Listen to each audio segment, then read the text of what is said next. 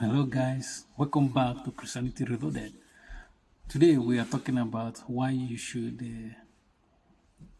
take a break from time to time from noises that comes from Christian versus Muslim debates online. You should take a break from this kind of noises of that debate because sometimes if you don't do that, it's going to affect you in one way or the other. And I'm going to tell you why you should sometimes take a break from watching all this debate because sometimes you see that sometimes this debate with Muslims is, it can drive you crazy, you know what I mean? Because we know that Muslims, they are good in making claims, and sometimes they make a historical claims and they can prove it because if you're going to make a claim about history, you should be able to bring evidence. But they will not. They will not bring any evidence except because they're going to say, we know it because it's in our book.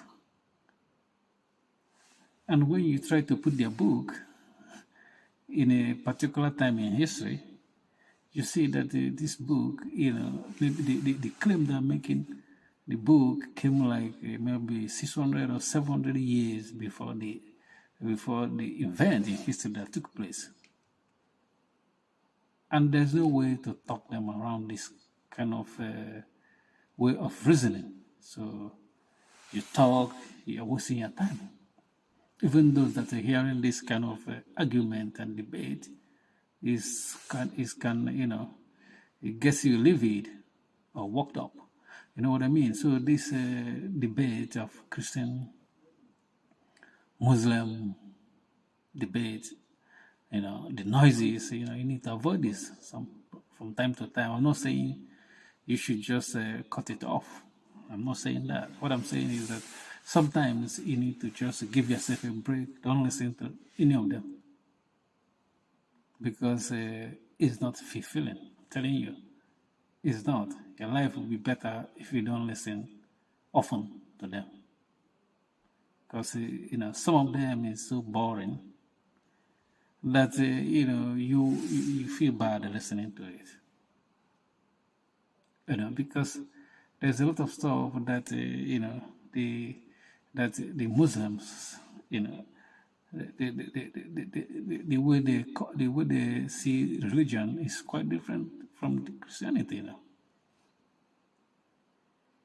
So because for them it's all about book and what the prophet said, and other books, hadith, stuff like that, which is different from most Christians, how they see religion. You know what I mean? And because and you don't blame them when they make this kind of claim about history, like when they say that Jesus was not crucified. That is, how do you know that he was not crucified? Who was crucified then? Because if someone was crucified in place of Jesus, that person should be popular. The one thing they're not gonna do is that they're not gonna give you the name of the person that replaced Jesus in crucifixion. They will not give you any name, and they will make argument. And this argument are not just a religious argument; it is historical argument. You cannot just make this argument without any evidence, any receipt to back it up. But that's what they do. So this can give you a headache when you are telling somebody to bring evidence and it's telling you that the evidence they got is their book that came 500 years way after the crucifixion. And they tell you, how do they know? They say, because that's what God said in their book. And somebody replaced it. You see, there's no way, and you talk to them, they will insist that this is the truth. So sometimes it's a waste of time.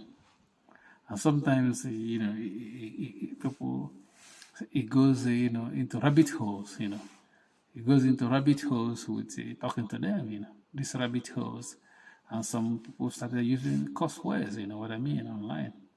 And most of the time, it's not like those Christians that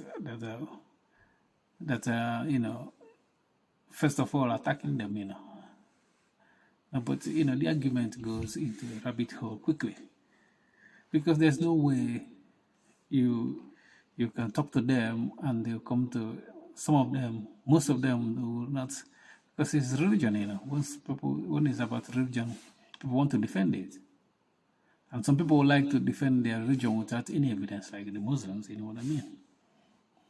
When you ask them, you know, Muhammad didn't do any miracle. Miracle is the Quran. If Quran is miracle, what people that wrote books is miracle as well. So there's no way to go around it. How do you know that you know, angel visited Muhammad? Because he said it. You know, take my word for it. That's the thing. And sometimes you see the claim they make, and look, sometimes in their book you see them advising the Christian. Their prophet is advising the Christians, you know, don't do this, don't do that. That you guys have done this, and you are giving somebody advice. That's somebody in another religion, and people doesn't even know about, you know, they don't give a damn about your advice anyway, and they don't even take you serious. You know, no Christians take their prophet serious. They don't. It doesn't even. Most people don't even, especially Christians in Africa, they don't even want to hear anything about what Muhammad said. For them, is relevant.